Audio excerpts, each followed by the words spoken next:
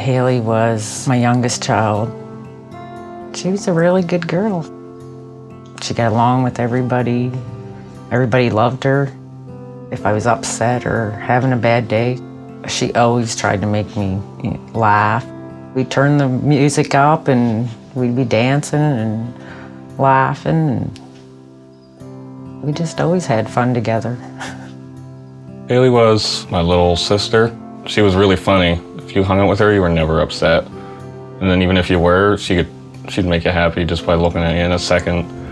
There's a million different ways to describe her, but she's definitely one of a kind. I miss her a lot. Haley asked me if she could go to a party. It was just a few days before the new school year. Haley started to walk home. Her friend pulled up. She was a passenger and asked her to please go with her. Haley chose to get in the vehicle, and I'm assuming she thought it was okay. It was her friend.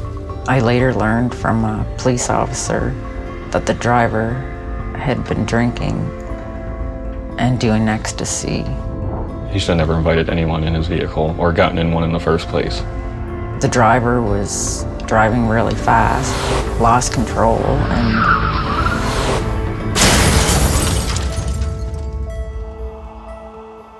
the car flipped, I was told, a few times. Haley was ejected from the vehicle. I believe the driver was ejected from the vehicle. The other two had minor injuries. Haley was killed instantly. It was 5:30, I think, in the morning, and I got a knock at the door. And I instantly knew something was wrong. And they told me that Haley had been killed.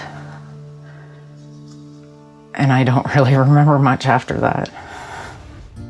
The day of her funeral, we decided to go out to the crash site and we found her cell phone.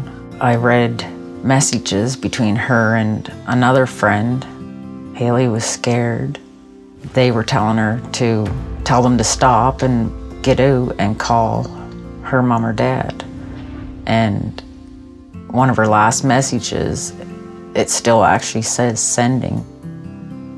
The funeral was easily the hardest thing I've ever had to do in my life. You know, it's such a travesty, really, because she was so young, so full of life. The world lost someone good that day. I still miss her as much today as any other day. I was used to a house full of girls all the time. You know, moms and daughters should do stuff together, and we won't ever do that.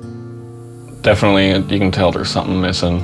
Like every get-together we have, or when suppers, Christmas dinners, Thanksgiving, there's something missing. She didn't get to graduate. She'll never be married. She'll never have kids. My granddaughter will never know her aunt and what a great person she was.